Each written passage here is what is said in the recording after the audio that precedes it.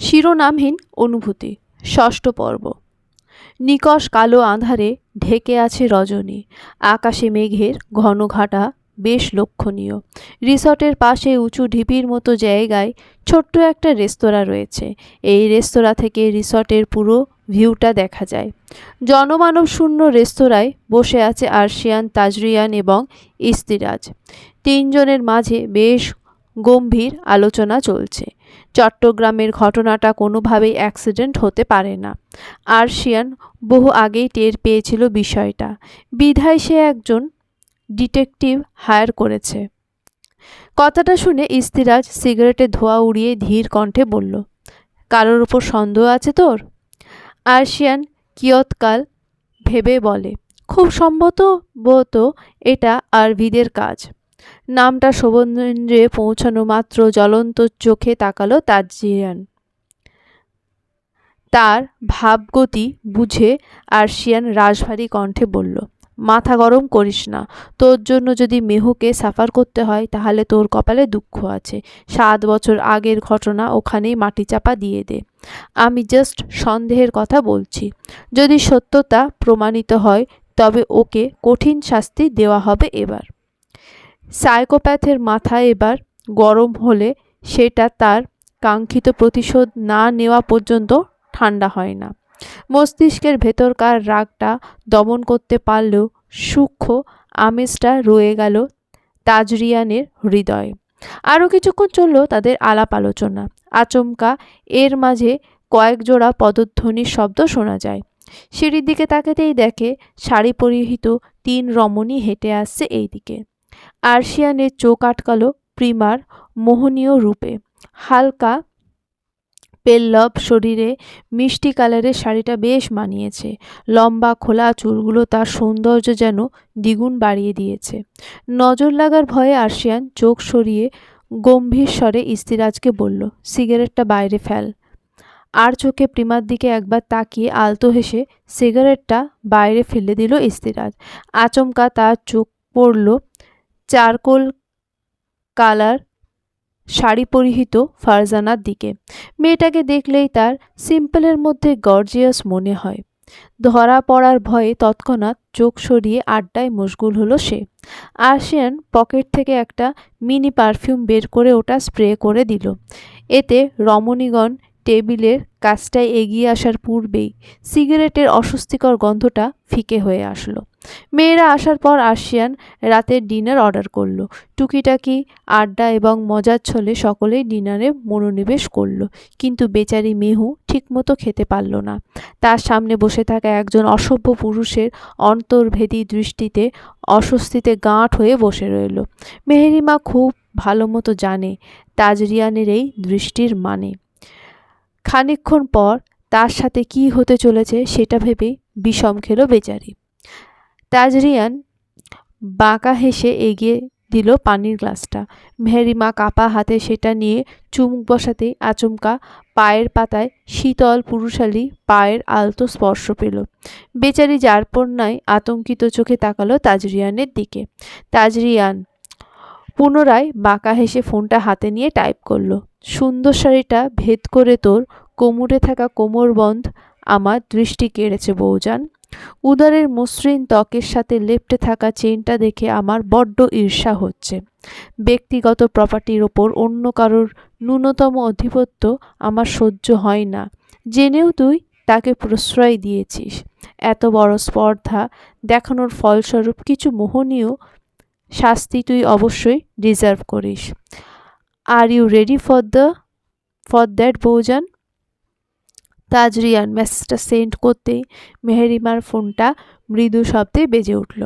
ভ্রুকুচকে মেসেজটা চেক করতেই মেহেরিমা আঁতকে উঠল রীতিমতো। বিভ্রান্ত দৃষ্টিতে একবার তাজরিয়ানের পানে তাকিয়ে দ্রুত টাইপ করলো, জাস্ট ছবি তোলার জন্য আমরা 3 জনে মিলে সেম আউটফিট পরেছি। আশেপাশে বাইরের মানুষ নেই বিধায় আমি সাহস পেয়েছিলাম। I am so sorry. আর কখনো এমন ভুল হবে না। এবারের মতো মাফ করে দেন প্লিজ। মেহেরিমার মেসেজ দেখে তাজরিয়ান ঠোঁট কামড়ে হাসল। মেয়েটাকে আরেকটু ভয় দেখাতে পুনরায় টাইপ করলো। ভুলের জন্য শাস্তি অবশ্যই পেতে হবে। ওইসব উল্টোপাল্টা কথা বললে শাস্তির পরিমাণ আরও বাড়বে। হজম করতে পারলে জাস্টিফাই করতে থাক। মেহেরিমা মেসেজটা দেখে কাঁদো কাঁদো মুখে তাজরিয়ানের দিকে তাকালো। খাবার শেষ হতেই তাজরিয়ান উৎফুল্ল স্বরে বলল, ড্রাইভ করে গেলে এখান থেকে 17 মিনিটের দূরত্বে একটা কফির দোকান আছে, বেশ ভালো রিভিউ শুনেছি। আজ যেহেতু কোথাও ঘুরতে যাওয়া হয়নি, সুতরাং ওই জায়গাটা এক্সপ্লোর করাই যায়। কি বলো সবাই? আরশিয়ান কিছু একটা ভেবে বলল, চল ঘুরে আসি। বাকিরাও সম্মতি প্রকাশ করতে ওরা গাড়ি নিয়ে ছুটল গন্তব্যের উদ্দেশ্যে। যথারীতি আগের মতোই ড্রাইভিং সিটে বসে ইস্তিরাজ এবং তার পাশে ফারজানা, পেছনের সিটে প্রিমা এবং আরশিয়ান, সবশেষে বসে তাজরিয়ান এবং মেহেরিমা।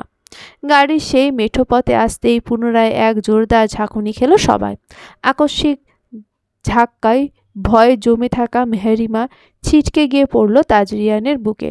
তাজরিয়ান বাঁকা হেসে ওর শাড়িটা সরিয়ে অনাবৃত উদরে ঠান্ডা হাতের স্পর্শ এঁকে দিয়ে হাসকি স্বরে বলল, জাস্ট টেক ইট ইজি বৌজান। তাজরিয়ানের অনাকাঙ্ক্ষিত স্পর্শে ঘাবড়ে গিয়ে আমতা আমতা করে মেহেরিমা বলল, কেউ দেখে ফেললে কি ভাববে? কোমরে মৃদু চাপ প্রয়োগ করে মেহেরিমাকে আরেকটু কাছে টেনে জোর গলায় তাজরিয়ান বলল, রাজভাই, ট্যুরের ফিল আসছে না মোটেও। গাড়ির লাইটটা অফ করে দিয়ে একটা গান চালাও তো। তাজরিয়ানের কথা শুনে আরশিয়ান হুঁশিয়ারি দিয়ে বলল, ধুমধাড়াক্কা ডিজে টাইপ গান চালালে দুটোকে কাদার পানিতে নীল ডাউন দেব আমি। এটা একটা সফট মিউজিক চালা। আরশিয়ানের আচমকা ইস্তিরাজের মেজাজ খারাপ হলো। রাগ সামলাতে না পেরে লাইট অফ করে প্লেলিস্ট থেকে খুঁজে তুমে আপনা বানানে কা গানটা চালালো। সাথে সাথে বেজে উঠল কিছু पंक्ति, शायरी सुनाती इन दो नशीली आँखों को मुझे पास आके पढ़ने दो, इश्क की ख्वाहिशों में भीग लो बारिशों में आओ ना। মুহূর্তের মাঝে অস্বস্তিতে অন্যদিকে চোখ ফেরালো ফারজানা। তা দেখে দুষ্টু হাসলো ইস্তিরাজ। প্রিমা নিজেও ঠোঁট চেপে হাসি আটকানোর চেষ্টা করলো। আরশিয়ান রাগী স্বরে বলল, এসব কি গান? ইস্তিরাজ তেড়াভাবে জবাব দিল, তোর পছন্দের সো কল্ড সফট মিউজিক পছন্দ হয়নি? তুমি দিও না গো বাসরের ঘরের বাতি নিভিয়া জ্বালাবো নাকি? আরশিয়ান বুঝল ইস্তিরাজ মোটেও গান পাল্টাবে না। মনে মনে অল্প বিস্তর গালি দিয়ে ফোন নিয়ে ব্যস্ত হয়ে পড়ল সে। প্রিমা কাঁচে ঘেরা জানলার বাইরে দৃষ্টি নিক্ষেপ করে অন্ধকারাচ্ছন্ন রাতের সৌন্দর্য উপভোগ করতে ব্যস্ত হয়ে পড়ল। গান শুনে বাঁকা হেসে মেহেরিমার উদ্দেশ্যে তাজরিয়ান বলে উঠল, গানও দেখি আমার সাপোর্টে, নট ব্যাড। কথাটা বলে আর বিন্দুমাত্র অপেক্ষা করল না। অন্ধকারে ডুবে থাকা পরিবেশে যথোপযুক্ত সুবিধা নিল। মেহেরিমাকে কাছে টেনে তার উন্মুক্ত গলায় মুখ ডোবালো তাজরিয়ান। প্রিয়তমা সুমিষ্ট সুবাসে মাতোয়ারা হলো সে। বেচারি মেহেরিমা তাজরিয়ানের হাত খামচে ধরে অস্ফুট স্বরে বলল, কেউ শুনে ফেলবে। বেসামাল তাজরিয়ানের ভারী কি শ্বাস আছড়ে পড়ছে মেহেরিমার কাঁধে। বইয়ের কথা শুনে তাজরিয়ান কিয়ৎকাল থেমে স্লো ভয়েসে বলে উঠল, কিপ ইয়োর ভয়েস ডাউন বৌজান। মানুষ কেন, একটা কাকপক্ষীও টের পাবে না আমাদের বহিঃপ্রকাশিত প্রেমের গুঞ্জন। তাজরিয়ানের কথা শুনে আর দ্বিরুক্তি করতে পারল না মেহেরিমা। তার আদুরে স্পর্শের আবেশে ভেসে গেল অজানায়। গানের উচ্চ আওয়াজের নিচে চাপা পড়ে গেল তাদের ভারী কি শ্বাসের মৃদু গুঞ্জন। কাঙ্ক্ষিত স্থানে পৌঁছে সকলে গাড়ি থেকে নামল। খোলা মাঠের প্রান্তে রাস্তার ধারে গুটি কয়েক দোকান রয়েছে। তার মধ্যে সবথেকে উজ্জ্বলভাবে ডেকোরেশন করা দোকানটা দেখিয়ে ইস্তিরাজ বলল, আমাদের গন্তব্য ওটাই। ইস্তিরাজের কথায় সকলে তাকালো জুস মামা খচিত সাইনবোর্ড টাঙানো দোকানটার দিকে। জায়গাটা ফাঁকা হয় খুব সুন্দর হাওয়া বইছে। হাওয়ার তোড়ে এলোমেলো হয়ে যাচ্ছে সকলের পরিচ্ছদ।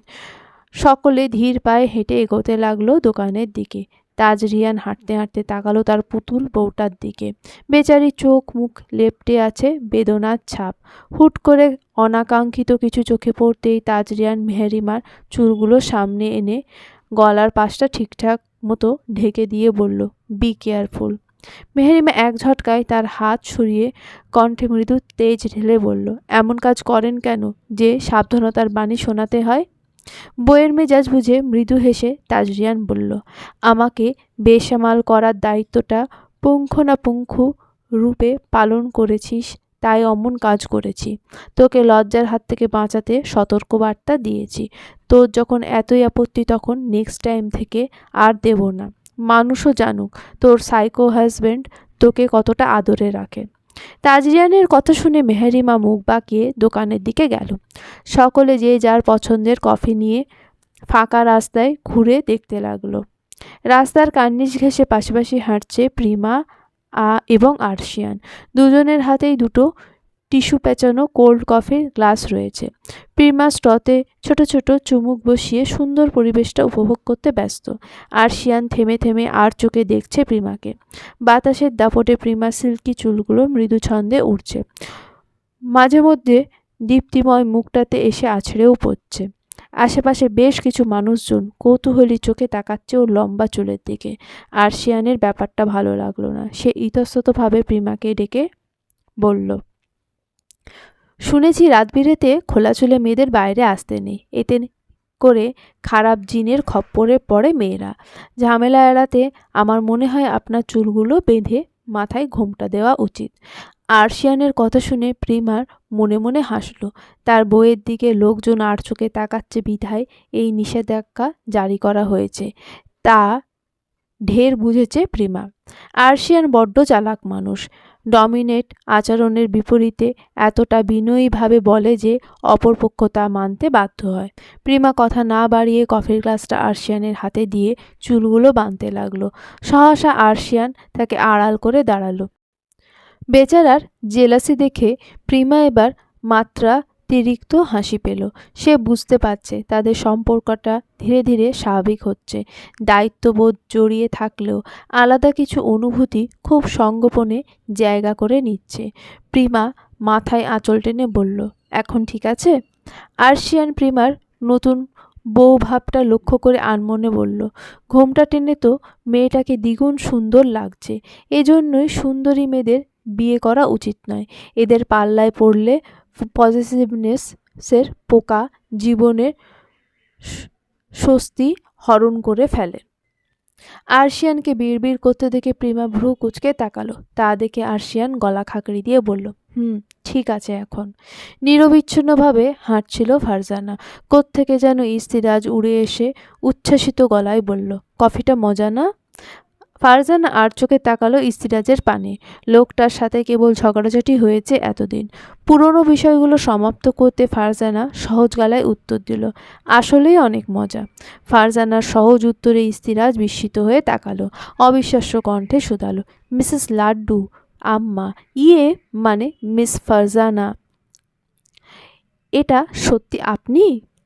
ফারজানার মেজাজ বিগড়ে গেল। দাঁতে দাঁত চেপে হিসিয়ে বলল, মিস্টার পচা আলু যুক্ত সিঙ্গারা, ইয়ে মানে মিস্টার সিঙ্গার, এটা সত্যিই আমি। ইস্তিরাজ বুকে হাত রেখে লম্বা একটা শ্বাস ফেলে বলল, এবার বিশ্বাস হয়েছে। আকাশের মেঘের ঘনঘটা বাড়তে দেখে সকলে চটজলদি রওনা দিল রিসর্টের উদ্দেশ্যে। রিসর্টে পৌঁছে সকলে নিজেদের জন্য বরাদ্দকৃত রুমে গেল। মেহরিমা আগে হেঁটে জলদি রুমে এসেছে। বেচারি ঘুমে ঢুলছে রীতিমতো। আয়নার সামনে দাঁড়িয়ে শাড়ির পিনগুলো খুলতেই আচমকা দরজা লাগানোর শব্দ কানে আসলো। মেহরিমা ঘুম জড়ানো কণ্ঠে বলল, জলদি ফ্রেশ হয়ে আসেন, লাইট অফ করে ঘুমাবো আমি। অপর পাশ থেকে কোনো প্রত্যুত্তর ভেসে এলো না। কিয়ৎকাল পর মেহরিমা টের পেল শক্তপোক্ত একটা পুরুষালী হাত তার নতজানু শরীরটা আগলে নিয়েছে। মুহূর্তের মধ্যেই ঘুম ঘুম ভাবটা উড়ে গিয়ে শঙ্কা এসে ভর করল তার অন্তঃস্থলে। তাজরিয়ানের ধৈর্যের স্পর্শে বেনারসি টিস্যু শাড়ির আঁচলটা নির্লিপ্ত ভঙ্গিতে কান থেকে খসে পড়ল। হুট করে এমনটা হওয়ায় মেহরিমা চমকে চোখ মেলে তাকালো। অতঃপর দেখল তাজরিয়ান এক দৃষ্টিতে তার কোমরে থাকা সিঙ্গেল চেনের কোমরবন্ধটার দিকে নেশালো চোখে তাকিয়ে আছে।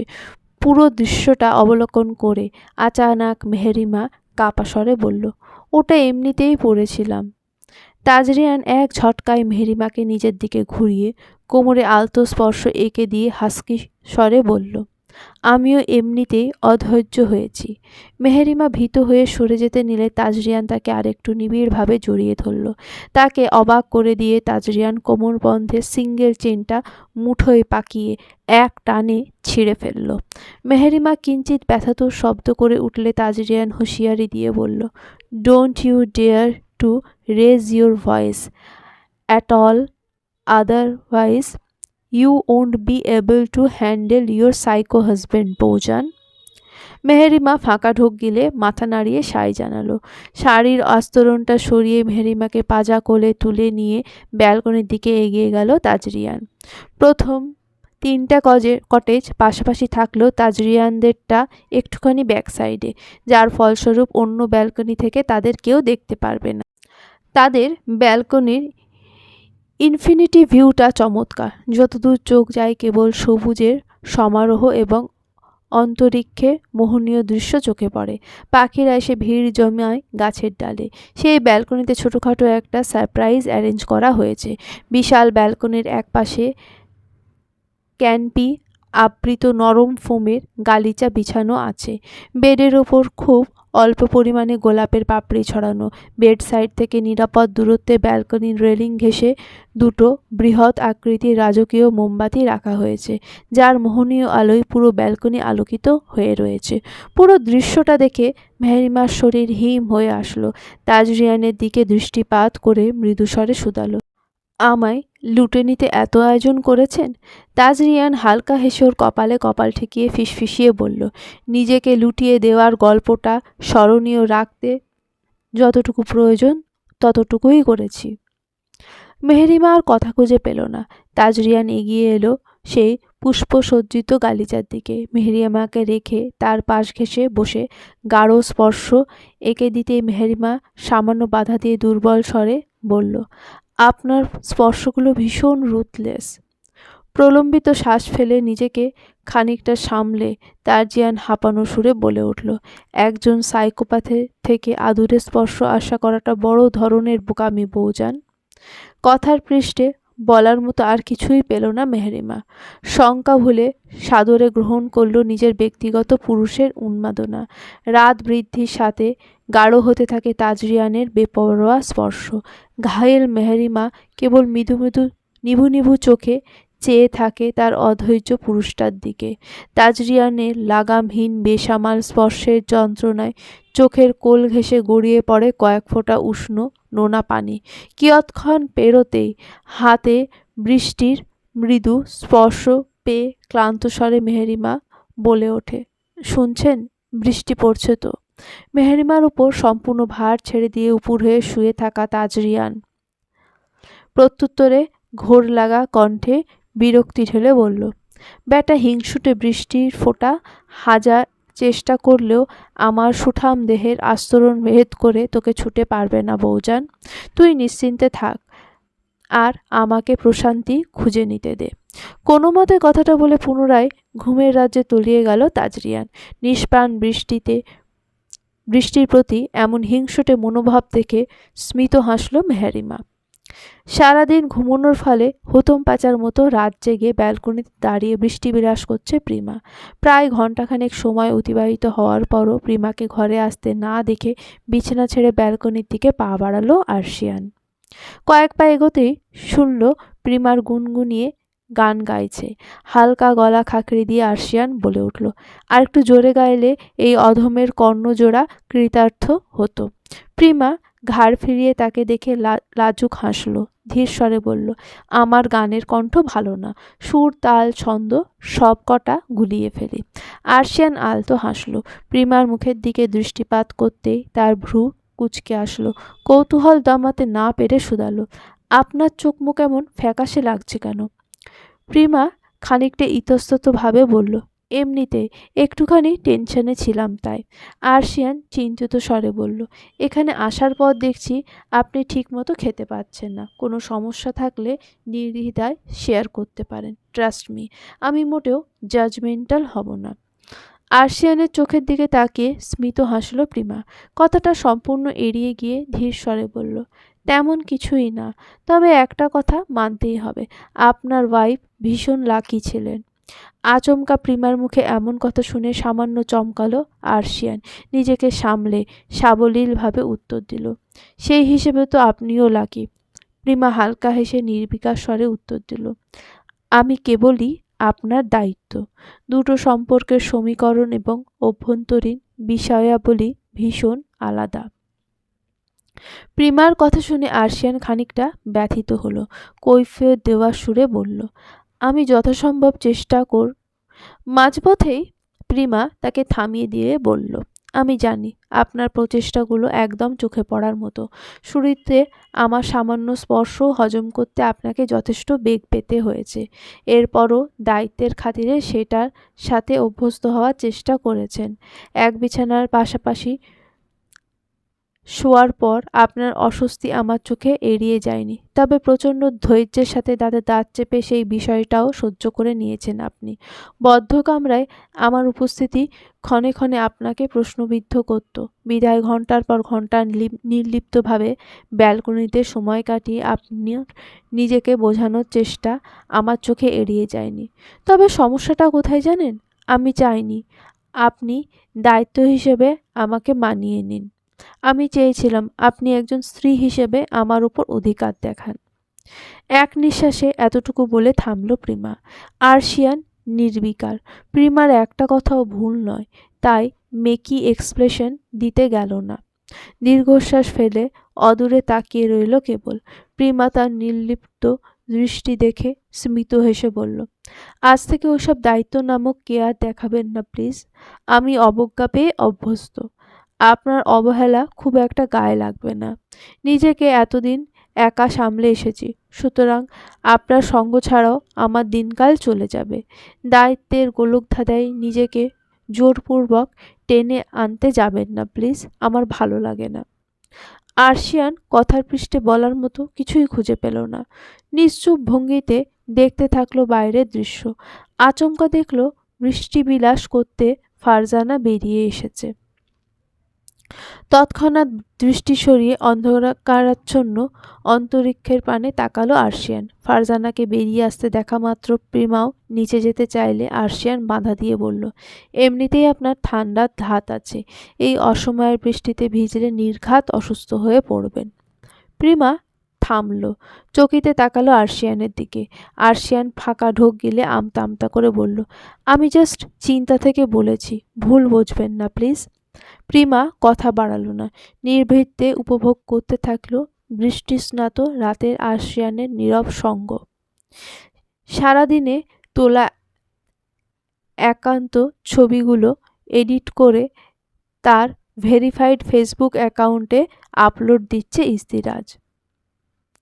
নেটওয়ার্কের দুর্গতি থেকে বাধ্য হয়ে ব্যালকনিতে আসলো একটু উন্নত নেট কানেকশন পাওয়ার আশায়, কিন্তু দুর্ভাগ্যবশত এক অনাকাঙ্ক্ষিত দৃশ্য দেখে বেচারার হার্ট কানেকশন সিগন্যাল মিস করতে শুরু করলো। রিসর্টের স্বল্প আলোয় সবুজের সমারোহে অভ্যন্তরে ধূসর রঙের কামিজ পরিহিত এক নারীর বৃষ্টিবিলাসের দৃশ্য ইস্তিরাজকে স্তব্ধ করে দিল। হাতের ম্যাকবুকটা পাশের চেয়ারে রেখে মুগ্ধ দৃষ্টিতে অবলোকন করতে থাকলো সেই নারীর প্রত্যেকটা পদক্ষেপ। একটা পর্যায়ে ফারজানা দু হাত মিলে চোখ বুজে আকাশের দিকে দৃষ্টি নিবদ্ধ করলে সেই দৃশ্য দেখে ইস্তিরাজ বুকে হাত রেখে বিড়বিড়িয়ে বলল, হার্ট স্পেশালিস্টের হার্টবিট মিস করানোর দায়ভার আপনাকে নিতেই হবে মিস শত্রু। নজর যেহেতু পড়ে গেছে, এবার আপনাকে আমার মিসেস হওয়া থেকে কেউ আটকাতে পারবে না। Finally the great Shawkatul Istiraj Chowdhury single জীবনের ইতি ঘটিয়ে আজীবনের জন্য কারোর ব্যক্তিগত সম্পত্তি হতে যাচ্ছে। ঘোরে ডুবে থাকা ইস্তিরাজের হুঁশ ফিরল বিকট এক শব্দের আওয়াজে। চকিতে ফিরে তাকাতেই দেখল ফারজানার নিথর শরীরটা পড়ে আছে সবুজ ঘাসের বক্ষপটে।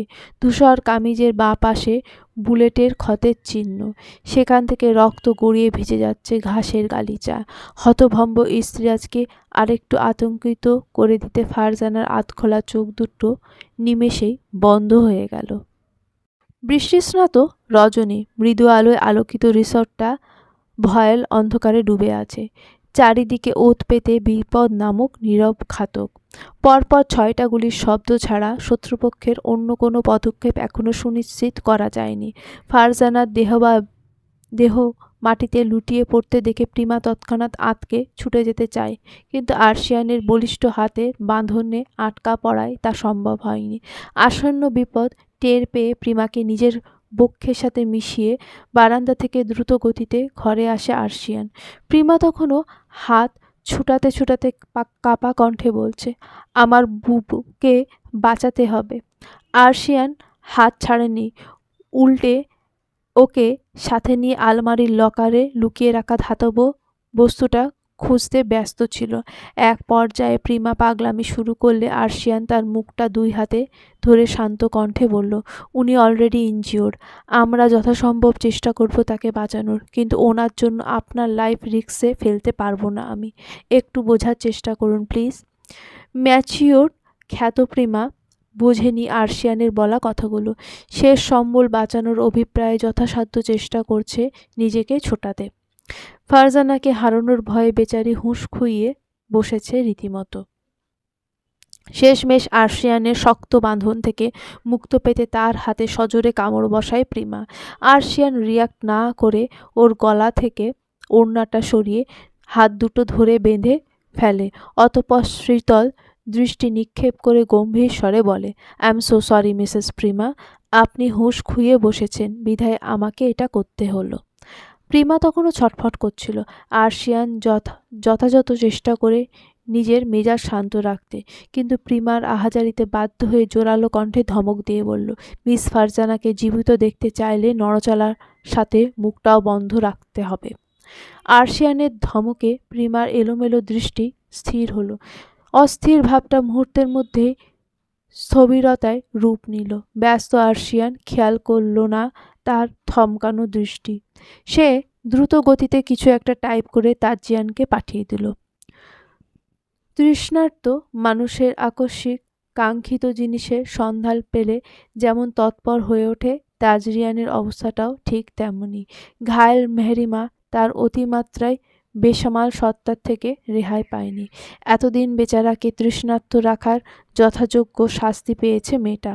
পরপর ৩ বার আদুরে আক্রমণের জোয়ারে ভেসে যাওয়ার পর চতুর্থ আক্রমণের বেলায় জ্ঞান হারিয়ে তবেই মুক্তি মিলেছে তার অধৈর্য পুরুষের সান্নিধ্য হতে। সবেমাত্র ফ্রেশ হয়ে অসুস্থ মেহরিমাকে নিয়ে ক্লান্ত শরীরটা বিছানায় এলিয়ে দিয়েছিল তাজরিয়ান। আকস্মিক ভেসে আসা গুলির বিকট শব্দে তার ধ্যান ভাঙে। ঘুম আচ্ছন্ন মস্তিষ্ক প্রথমে ধরতে পারেনি ব্যাপারটা, কিন্তু পরবর্তী গুলির তীক্ষ্ণ শব্দটা তার কানে আসতেই তৎক্ষণাৎ নতজানু মেহরিমার শরীরটা কমফোর্টারে পেঁচিয়ে ফ্লোরে আছড়ে পড়ে। তাজরিয়ানের যন্ত্রণা মিশ্রিত আদুরের স্পর্শে ক্ষতবিক্ষত মেহরিমা সঙ্গে সঙ্গে ব্যথাতুর শব্দ করে ওঠে। তাজরিয়ান চিন্তিত গলায় শুধায়, এই বউজান, বেশি ব্যথা পেয়েছিস? তাজরিয়ানের অনাবৃত বক্ষে মাথা ঠেকিয়ে চোখ বুজে মেহরিমা। অতিরিক্ত ব্যথায় কণ্ঠরোধ হয়ে আসছে তার। জ্বরের তীব্রতা তার শরীরের সমস্ত শক্তি শুষে নিয়েছে যেন। আচমকা ফ্লোরে পড়ায় সারা শরীরে অসহ্য যন্ত্রণাটা আবারও মাথাচড়া দিয়ে উঠেছে। মেহরিমাকে নির্বিঘ্ন চোখে তাকাতে দেখে তাজরিয়ান জিভ দিয়ে ঠোঁট ভিজিয়ে শুধায়, পেন কিলার নিয়েও ব্যথা কমেনি? মেহরিমা ক্ষীণ স্বরে ভাঙা কণ্ঠে উত্তর দেয়, অসহ্য যন্ত্রণা হচ্ছে তাজ। তাজরিয়ানের বুকটা ধক করে ওঠে। নিজের দিকটা দেখতে গিয়ে বেচারির উপর বড্ড জুলুম করে ফেলেছে সে। এর মাঝে আর একটা গুলির আওয়াজ ভেসে আসতেই তাজরিয়ান হকচকিয়ে ওঠে। মেহরিমার অর্ধ অচেতন দেহটা কিঞ্চিত নড়ে উঠল। তাজরিয়ান মেহরিমার মাথায় হাত বুলিয়ে সতর্ক কণ্ঠে বলল, ভয় নেই, আমি এখানেই আছি। জ্বলন্ত আগ্নেয়গিরিও তোকে স্পর্শ করার পূর্বে তাকে আমি নামক বিধ্বংসী জলোচ্ছ্বাসের সাথে লড়াই করতে হবে। আমি যাব আর আসব, যাতে যাই হয়ে যাক। এখান থেকে এক ফোঁটা নড়বি না, কেমন? মেহেরিমা দুর্বল হাতে তাজরিয়ানকে বাধা দেওয়ার চেষ্টা করলো, কিন্তু তাজরিয়ান সেটা তোয়াক্কা করলো না। বেডের নিচ থেকে বেরিয়ে প্রথমে বেড সাইডের ড্রয়ার থেকে তার প্রিয় বস্তু বের করলো। খুব সাবধানে আশেপাশে সতর্ক দৃষ্টি বুলিয়ে বিছানার হাতড়ে ফোনটা হাতে তুললো। ফোনের পাওয়ার বাটনে ক্লিক করতেই দেখলো আরশিয়ানের পাঠানো একটা মেসেজ স্ক্রিনে জ্বলজ্বল করছে। মেসেজটা ক্লিক করতে নিলে পরপর আরও 3 বার গুলির শব্দ শোনা গেল। এই পর্যায়ে তাজরিয়ানের মনে ক্ষীণ আতঙ্ক খেলে গেল। কোনো মতে ঝুঁকে মেসেজটা ওপেন করতেই দেখলো তাতে লেখা, এটা কেমন অ্যাটাক, অপরপক্ষে কতজন আছে, তাদের উদ্দেশ্য কি, আমরা কিছুই জানি না। ইতিমধ্যে মিস ফারজানা গুলিবিদ্ধ। খুব সম্ভবত ওদের নেক্সট টার্গেট আমরা, কিন্তু এত সহজে ধরা দেওয়া যাবে না। আমরা ধরা পড়লেও গার্লসদের সেফলি সরিয়ে ফেলতে হবে এখান থেকে। আমি যদি খুব ভুল না হই, তাহলে ওরা বাইরে এমার্জেন্সি এক্সিটে ওত পেতে আছে। মিসেস প্রিমাকে মেইন ডোরের কাছে রেখে আমি এক্সিট ডোরের দিকে হামলা করে ওদের মনোযোগ আকর্ষণের চেষ্টা করছি। তুই মেয়েদের নিয়ে সেফলি বেরিয়ে পড়, আমি আর ইস্তিরাজ বাকিটা দেখছি। মিসেস প্রিমা একটু খেয়াল রাখিস। তাজরিয়ান থম মেরে কিছুক্ষণ বসে রইল। পরক্ষণে কিছু একটা ভেবে দ্রুত পায়ে ঘর এবং বারান্দার দরজাটা বন্ধ করে জানলার পাশের আলমারি রেখে সেটাও সেফলি ব্লক করে তার ল্যাপটপটা নিয়ে বসলো। ঝড়ের গতিতে কিবোর্ডে আঙুল চালিয়ে রিসর্টের ক্যামেরা অ্যাক্সেসে মুহূর্তে মাঝে ছিনিয়ে নিল। বেশ ভালো মতো সব সাইডে পরীক্ষা করে দেখলো একটা কাকপক্ষীয় আশেপাশে নেই। কেবল গেটের কাছটায় 3টে গার্ডের লাশ পড়ে আছে এবং গার্ডেন এরিয়ায় ফারজানার নিথর দেহটা বুকে আগলে নিয়ে থমকে বসে আছে ইস্তিরাজ। দৃশ্যটা তাজরিয়ানকে বড্ড অবাক করল, কিন্তু এখন ভাবনা চিন্তার সময় নেই। সময় নষ্ট না করে সে চটজলদি কল দিল আরশিয়ানকে। অপর পাশ থেকে অতি দ্রুত তা রিসিভ হলো। তাজরিয়ান শর্টকাটে সবটা খুলে বলতে আরশিয়ান বলল, জলদি মেহুকে নিয়ে নিচে আয়, আমাদের বেরোতে হবে। তাজরিয়ান এক হাতে মেহেরিমার নিস্তেজ দেহটা আগলে নিতে বেচারি ভাঙা চোরা কণ্ঠে বলল, আমি কোথাও যেতে পারবো না, আপনি যান। বাইরে কেউ না থাকলেও ঘরের মধ্যে আগন্তুকদের লুকিয়ে থাকার সম্ভাবনা প্রবল। তাই তাজরিয়ান ভেবেছিল এক হাতে মেহেরিমাকে সামলাবে, অন্য হাতে পিস্তল রাখবে। কিন্তু আচানক মেহেরিমার ভঙ্গুর কণ্ঠ তার হৃদয় বিচলিত হয়ে উঠল। এরপরও সুরক্ষার কথা চিন্তা করে তাজরিয়ান বলল, বুকে সাহস রাখ, একটুখানি কষ্ট করলে আমরা দুজনেই সেফলি বের হতে পারবো বউজান। ওইদিকে ভাইয়ারা অপেক্ষা করছে, সময় কম হাতে। ফারজানা বহু কষ্টে একটা ফাঁকা ঢোক গিলে বলল, আমার পা দুটো অবশ হয়ে আছে তাজ ভাই, বিন্দুমাত্র শক্তি পাচ্ছি না উঠে দাঁড়ানোর। আমার জন্য অপেক্ষা করেন না, আপনি চলে যান প্লিজ। মেহেরিমার মাদার তেরেসা মার্কা কথায় তাজরিয়ানের মস্তিষ্ক এক ঝটকায় গরম হয়ে গেল। প্রথমত পিস্তলটা কোমরে গুজে, এরপর মেহেরিমাকে ভালো মতো কমফোর্টারে পেঁচিয়ে এক ঝটকায় পাজা কোলে তুলে নেয়। দীপ্ত কদম ফেলে বাইরে বেরোতে বেরোতে বলে, বালের বাসরটায় বিড়ম্বনা বাঁধাই হলো। তাজরিয়ানের থেকে সমস্ত তথ্য পেয়ে প্রিমাকে নিয়ে যত দ্রুত সম্ভব নিচে নেমে এসেছে। গার্ডেন এড়িয়ে আসতেই আরশিয়ান হকচকিয়ে যায় ইস্তিরাজের কাণ্ডে। লন্ডনের one of the best surgeon পেশেন্টের চিকিৎসা বাদ দিয়ে তাকে জড়িয়ে ধরে বিলাপ করছে। ব্যাপারটা হজম করতে কষ্ট হলো তার। অবিশ্বাস্য চাহনি নিক্ষেপ করে ইস্তিরাজের কাছে গিয়ে তার কাঁধে হাত রাখতে সে ঘুরে তাকিয়ে অসহায় কণ্ঠে বলল, দোস্ত দেখ না, আমার জানা কথা বলছে না। এমনি সময় তোতা পাখিটা মোটেও চুপ থাকে না, অথচ আজ আমি আকুতি মিনতি করছি। দেখ, সে নির্বিকার ভঙ্গিতে চোখ বুজে শুয়ে আছে। ইস্তিরাজের কথায় আরেক দফা অবাক হলো আরশিয়ান। নিজেকে সামলে কোনো মতে বলল, আবেগ সাইডে রেখে একটু বিবেক খাটিয়ে চিন্তা কর। মিস ফারজানা গুলিবিদ্ধ, আপাতত ওনার ট্রিটমেন্টের দরকার। বেঘরে থেকে নিজের দায়িত্ব ভুলে যাস না রাজ, শি নিডস আ ডক্টর। ইস্তিরাজ নিজেকে সামলে ফারজানার ক্ষতস্থানের দিকে তাকাতে পুনরায় আটকে উঠল। অসহায় কণ্ঠে আর্তনাদের সুরে বলল, I can't, cause I love her. Arshian বুঝল ইস্তিরাজ হোশে নেই। সে হাঁটু গেড়ে বসে ইস্তিরাজের মাথায় হাত রেখে তার চোখের দিকে তাকিয়ে বলল, হোশে আয় বেটা, লাশের সাথে সংসার করার ইচ্ছে আছে নাকি? ওনাকে আজীবন নিজের বক্ষপঞ্জরে রাখতে হলে আগে ট্রিটমেন্ট দিয়ে সারিয়ে তুলতে হবে। দেরি করিস না বেশি, এমনিতেই অনেকটা রক্তক্ষরণ হয়ে গেছে। এবার যেন ভ্রম থেকে বেরিয়ে আসলো ইস্তিরাজ। হকচকিয়ে উঠে ফারজানার পাস, হার্টবিট এবং নিঃশ্বাস চেক করতে লাগলো। ইস্তিরাজের কাণ্ডে দীর্ঘশ্বাস ফেলে উঠে দাঁড়ালো আরশিয়ান। ঘাড় ঘুরিয়ে প্রিমার দিকে তাকাতে দেখল সে এখনও অদূরে থম মেরে দাঁড়িয়ে আছে। তার অনিমেষ নেত্রজোড়া ফারজানার রক্তাক্ত দেহ বয়বের পানে আবদ্ধ। আর্শিয়ান কয়েক পা এগিয়ে গিয়ে প্রিমার হাতের বাঁধনটা খুলে ওড়নাটা গলায় পেঁচিয়ে দিয়ে বলল, ওনার কিছু হবে না ইনশাআল্লাহ, ওদিকে তাকাতে হবে না, আপনি আসুন আমার সাথে। সৌভাগ্যক্রমে গাড়ির চাবিটা রাতেই আর্শিয়ান নিয়েছিল বিধায় ঝামেলা ছাড়া গাড়ি পার্কিং এরিয়া থেকে বের করে এনে হর্ন দিল কয়েক দফা। ইস্তিরাজের উদ্দেশ্যে চিল্লিয়ে বলল, তোর ভবিষ্যৎ বউকে নিয়ে আয় বেটা। ইস্তিরাজ হম্বিতম্বি করে ফারজানাকে কোলে নিয়ে দৌড়ে আসতে লাগলো। এর মধ্যেই দেখা গেল তাজরিয়ান ও মেহেরিমাকে নিয়ে আসছে। দুজনে গাড়ির ভেতর উঠে বসতে আর্শিয়ান গুগল ম্যাপ দেখে গাড়ি ছুটালো হসপিটালের উদ্দেশ্যে।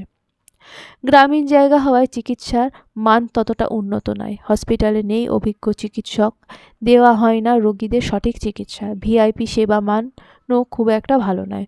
অনভিজ্ঞ হাতে নিজের কলিজার দায়ভার দিতে নারাজ ইস্তিরাজ। হসপিটালের সমস্ত নিয়মকে বুড়ো আঙুল দেখে নিজের কেরিয়ারকে রিস্কে ফেলে ফারজানার অপারেশনের দায়িত্ব নিজে কাঁধে তুলে নিয়েছে সে। ফারজানার কন্ডিশন গুরুতর। গুলিটা লেগেছে তার হার্টের ঠিক ওপরে। অতিরিক্ত রক্তক্ষরণ এবং দুর্বল হার্টের রোগী হওয়ায় বেচারির অবস্থা শোচনীয় হয়ে পড়েছে।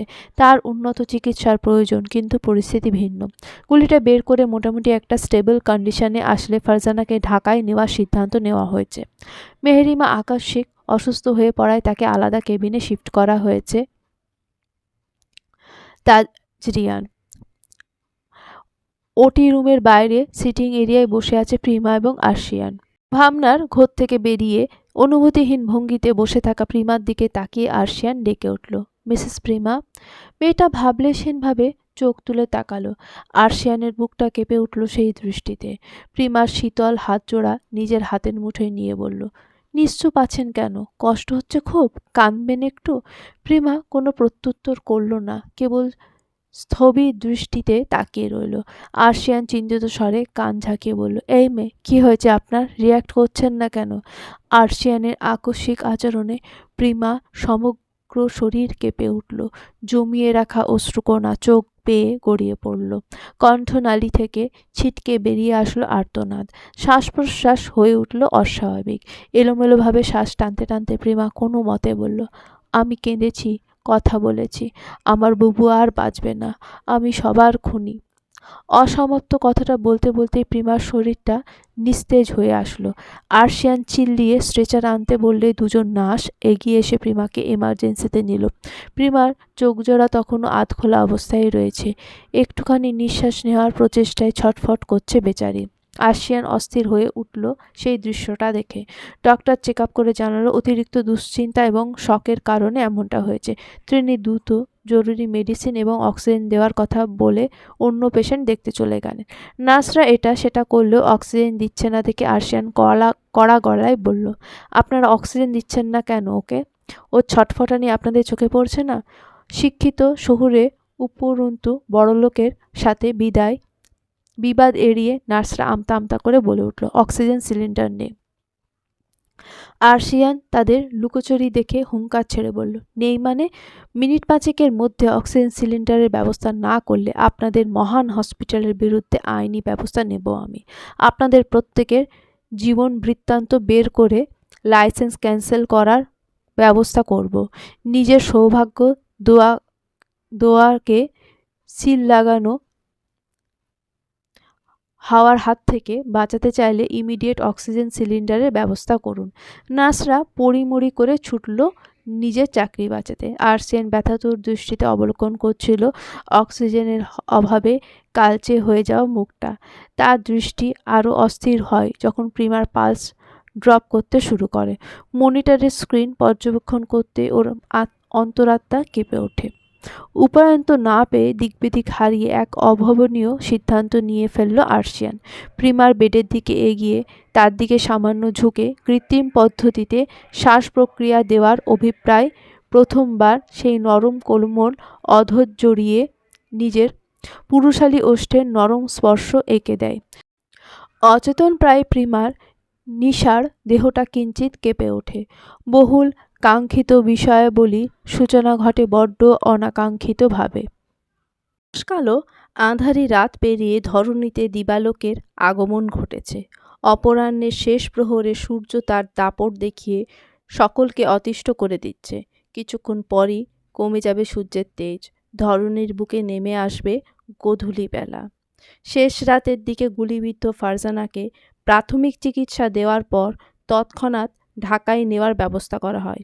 অতিরিক্ত রক্তক্ষরণ এবং হার্টের জটিলতা থাকায় তার অবস্থা বেশ ঝুঁকিপূর্ণ ছিল। ঢাকায় শিফট করার পর উন্নত চিকিৎসা সেবা পাওয়ার ফলস্বরূপ ফারজানা এখন আশঙ্কামুক্ত। ঢাকার স্বনামধন্য হসপিটালের ভিআইপি লাউঞ্জে অবস্থান করছে আরশিয়ান, ইস্তিরাজ এবং তাজরিয়ান। তিনজনে একত্রিত হয়েছে গতকালকের ঘটনা সম্পর্কে খুঁটিনাটি সহ বিস্তারিত আলোচনা করার জন্য। সবাইকে নীরব থাকতে দেখে গরম কফির কাপে ছোট চুমুক বসিয়ে ইস্তিরাজ টিটকারি সুরে আরশিয়ানের উদ্দেশ্যে বলল, এই বেটা কন্ট্রোললেস, আমার কানে খবর এসেছে তুই নাকি হসপিটালের এমার্জেন্সিতে ভরা মজলিসে এক অবলা নারীর নিষ্পাপ অধরষ্ট কলঙ্কিত করেছিস। তোর মতো নিরেট ভদ্রলোক এমন কাজকর্ম করতে পারে ব্যাপারটা মানতে কষ্ট হচ্ছে আমার। আরশিয়ান খানিকটা অপ্রস্তুত হলো, কিন্তু পরক্ষণেই বিরক্তিতে কপাল কুঁচকে গম্ভীর স্বরে বলল, ফালতু কথা বলা ফলস্বরূপ তোকে বংশের প্রদীপের মাস্টারমাইন্ডবিহীন কলঙ্কিত জীবনযাপন করতে হতে পারে। ট্রাস্ট মি রাজ, সেটা মানতেও বড্ড কষ্ট হবে। দীর্ঘক্ষণ দুঃখের সাগরে ভেসে থাকায় সব কিছু পানসে লাগছিল ইস্তিরাজের। থমথমে পরিবেশটা হালকা করতে একটুখানি কৌতুকপূর্ণ কথা বলতে গিয়ে এত ভয়াবহ হুমকির সম্মুখীন হতে হবে সেটা বোঝেনি। মুখটা আঁধার করে সে বিড়বিড়িয়ে বলে উঠল, ব্যাটার নজর ভালো না। আমার জানাজানসের সম্পত্তিকে সকল কুনজর থেকে বাঁচার তৌফিক দান করো খোদা। আরশিয়ান সবটা শুনেও না শোনার ভান করল। এদিকে তাজরিয়ান তিক্ত মেজাজে একের পর এক ফুটেজ চেক করে যাচ্ছে।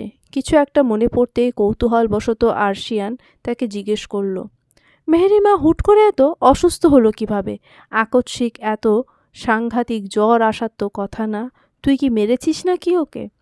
বড় ভাইয়ের কথা শুনে মেজাজ সামলাতে দাঁতে দাঁত চেপে তাজরিয়ান বিড়বিড়িয়ে বলে উঠল, এই বজ্জাত বইয়ের জন্য আমার শখের বাসর বিপদে রূপান্তর হয়েছে। এতদিন বউকে পাওয়ার অপেক্ষায় বরবাদ হয়েছি, এবার পেয়ে গিয়ে বদনাম কুড়াতে হচ্ছে। সারার দুদিনের জিন্দেগিতে খোদার 30টা দিনই অসম্মানিত হতে হয়।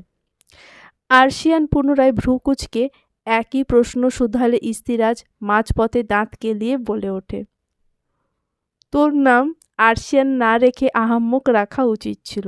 বিবাহিত হওয়ার পরও বউয়ের সাংঘাতিক জ্বরের কারণ হতে পারিসনি বেটা। Shame on you mister Arshian Isfar Chowdhury. হুট করে বিষয়টা মস্তিষ্কে খেয়াল যেতেই ভীষণ বিব্রত হলো আরশিয়ান। নির্লজ্জ তাজরিয়ান মৃদু বিষম খেল। ওদের দুই ভাইকে জব্দ করতে পেরে মনে মনে বাঁকা হাসল ইস্তিরাজ, কিন্তু তার হাসিকে দুঃখে রূপান্তরিত করতে আরশিয়ান বলে উঠল, অবিবাহিত থেকেও তো শত শত অভিজ্ঞতা অর্জনের কথাটা মিস ফারজানার কানে নিতে হবে দেখছি। ইস্তিরাজ হকচকিয়ে উঠল, ঠোঁট দ্বারা জিভ ভিজিয়ে অস্ফুট স্বরে বলল, ওরে হতচ্ছাড়া, প্রেমটা শুরু হওয়ার আগেই বানচাল করার চেষ্টা করছিস কেন? লাড্ডুর আম্মা এমনি পাত্তা দেয় না।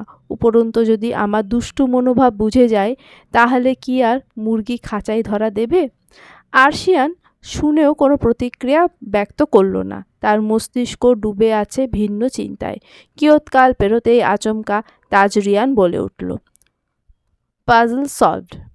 ইস্তিরাজ এবং আরশিয়ান হকচকিয়ে তাকায় একসাথে। বলে ওঠে, মাস্টার মাইন্ড কে?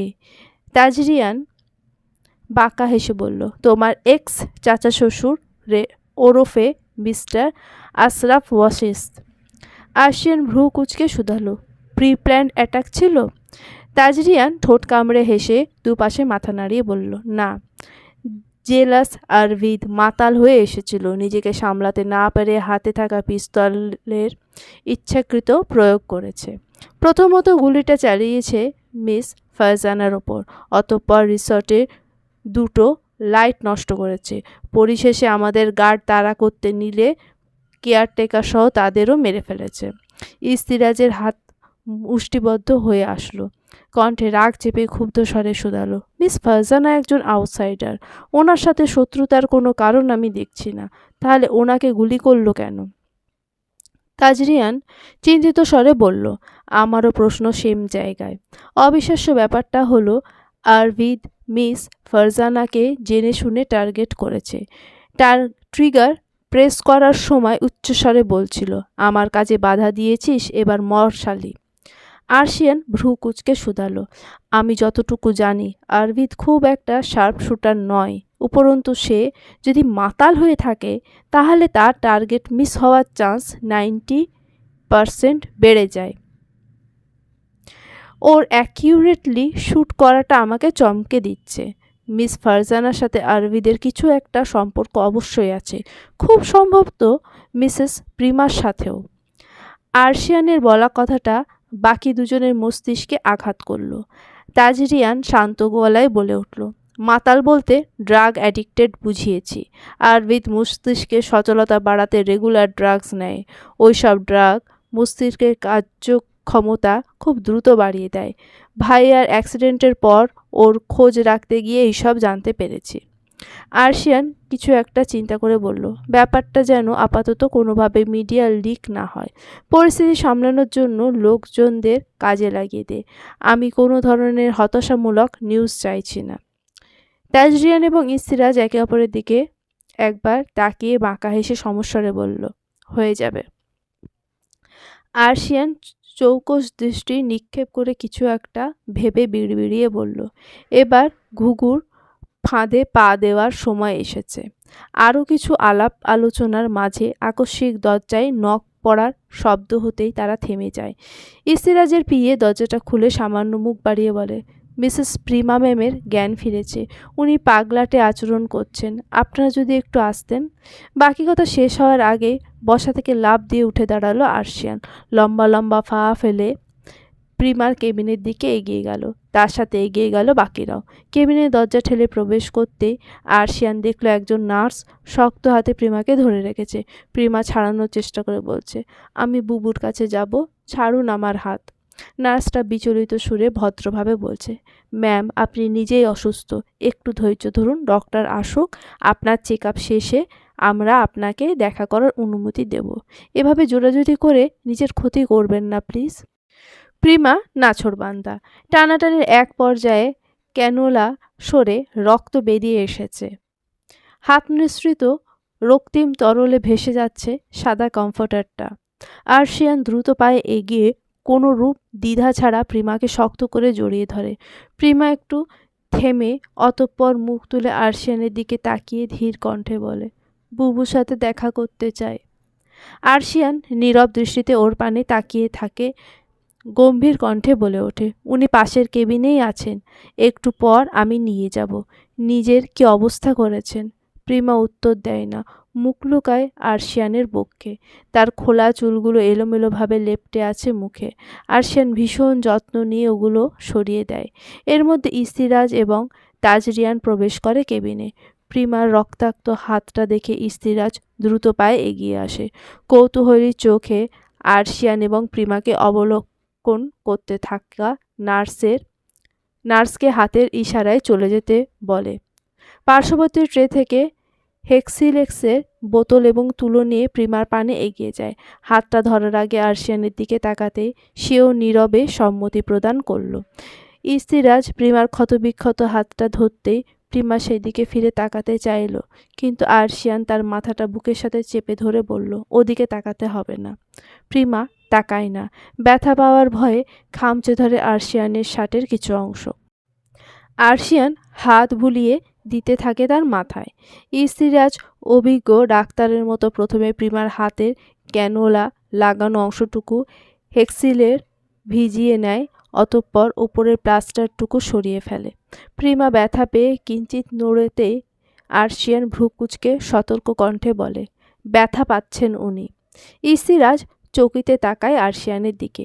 তার অবস্থা দেখে মিটমিটিয়ে হেসে ক্যানোলাটা আলতো করে টেনে দিয়ে খুলে নিয়ে রক্তক্ষরণ আটকানোর জন্য ইনসাকশন সাইটে তুলো চেপে ধরে। জেলাস আরশিয়ান কাজ শেষ হতেই ইস্তিরাজের হাত থেকে প্রিমার হাতটা নিজের দখলে নিয়ে নেয়। পুরো দৃশ্যটা দেখে হাসলো ইস্তিরাজ। তার মন বলছে আরশিয়ানের গায়ে দ্বিতীয় প্রেমের হাওয়া লাগলো বলে। আরশিয়ানের বুকে মুখ লুকিয়ে থাকা প্রিমাকে একবার দেখে নিয়ে গলা খাঁকড়ি দিয়ে ডাকলো, মিসেস লাড্ডু। আরশিয়ান ভ্রু কুঁচকে তাকালেও প্রিমা তার বুক থেকে মুখ তুলে উকি দিয়ে ভীষণ আগ্রহ ভরা চোখে ইস্তিরাজের দিকে তাকালো। প্রিমার বাচ্চাদের মতো চাহনি দেখে স্মিত হেসে ইস্তিরাজ বলল, আপনার বুবুর চিকিৎসার দায়ভার আমি নিয়েছি। আপনি একদম চিন্তা করবেন না, কেমন?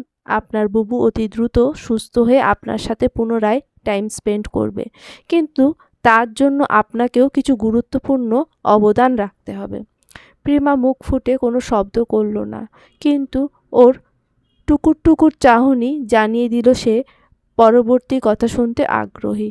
ইস্তিরাজ হালকা হেসে পুনরায় বলল, আপনার বুবুর ছোটোখাটো একটা অপারেশন হয়েছে। ওনাকে ইনফেকশনের হাত থেকে বাঁচাতে সিভিলিয়ানদের থেকে দূরে রাখতে হবে। আপাতত ডাক্তারদের রক্ষণাবেক্ষণে থাকবেন তিনি। অতটুকু সময় আপনাকে ধৈর্য ধারণ করতে হবে। আল্লাহর কাছে ওনার জন্য সুস্থতার প্রার্থনা করতে হবে এবং নিজেকেও টেনশন মুক্ত রাখতে হবে। পারবেন না? ইস্তিরাজের কথায় মনটা ভার হয়ে আসলো প্রিমার। কান্না চেপে কোনো মতে বলল, একটুও দেখতে পারবো না? ইস্তিরাজ ঠোঁট চেপে হাসি আটকে আন্তরিকতার সুরে বলল, অবশ্যই পারবেন। রোজ 3 বেলা ফোনে আপনার সাথে ওনার কথা বলিয়ে দেব আমি। চলবে? ম্লান হেসে মাথা নাড়ায় প্রিমা। আরশিয়ান লম্বা একটা দীর্ঘশ্বাস ফেলে কৃতজ্ঞতার দৃষ্টিতে তাকায় ইস্তিরাজের দিকে। বিনিময়ে ইস্তিরাজ হালকা হেসে তাজরিয়ানকে নিয়ে বেরিয়ে পড়ে। আরশিয়ান আগেই বলেছিল কিছু একটা বলে ফারজানার সাথে প্রিমার দেখা হওয়াটা আটকাতে। বেচারি অলরেডি শকে আছে। আরশিয়ান একদমই চায় না এই বিষয়টা প্রিমাকে আরও হার্ট করুক কিংবা ওর মনে ছাপ ফেলে যাক। ওরা বেরোতেই প্রিমার হাতের হালকা রক্তভেজা তুলোটা ডাস্টবিনে ফেলে সেখানটায় একটা ওয়ান টাইম ব্যান্ডেজ লাগিয়ে দেয় আরশিয়ান। প্রিমা ঘুমে ঢুঢুলু চোখ দুটো দেখে তারও ক্লান্তি বোধ বেড়ে যায়। 2 হাতে ভর প্রয়োগ করে বেডের ধারণ ক্ষমতা পরীক্ষা করে নিজেও উঠে বসে বেডে। কোনোরূপ ইতস্ততা ছাড়া প্রিমাকে বুকে নিয়ে পাড়ি জমায় ঘুমের রাজ্যে। প্রিমার কেবিন থেকে বেরিয়ে ইস্তিরাজ গেল রাউন্ডে। এদিকে বউয়ের শূন্যতা অনুভব করায় কাজে বিন্দুমাত্র মনোযোগ বসাতে পারল না তাজরিয়ান। বিরক্ত হয়ে ল্যাপটপটা রেখে এগিয়ে গেল বউয়ের কেবিনের দিকে। ভেতরে ঢুকতেই দেখল তার বউটা বেঘরে ঘুমাচ্ছে। তাজরিয়ানের পছন্দ হলো না বিষয়টা। কেবিনের দরজা লক করে বেডের দিকে এগিয়ে যেতে যেতে ঘুম কাতুরে স্বরে ডেকে উঠল, বউজান, ও বউজান। শরীরটা দুর্বল হয়ে একটু চোখ বুজে শুয়েছিল মেহেরিমা। আপাতত জ্বর নেই তার। শরীরে ব্যথাও কমে এসেছে অনেকটা। দুপুরে খেয়ে দিয়ে একটু শুয়েছিল। চোখটা লেগে আসতেই তাজরিয়ানের ডাক কানে আসলো। চোখ মেলে তাকিয়ে ধীর স্বরে জবাব দিল, হুম।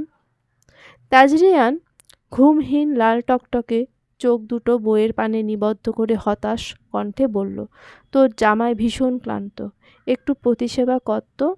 মেহেরিমা ভ্রু কুঁচকে বলল, আমি বেড থেকে নেমে যাচ্ছি, আপনি একটু ঘুমিয়ে নিন, আসলেই ক্লান্ত দেখাচ্ছে আপনাকে।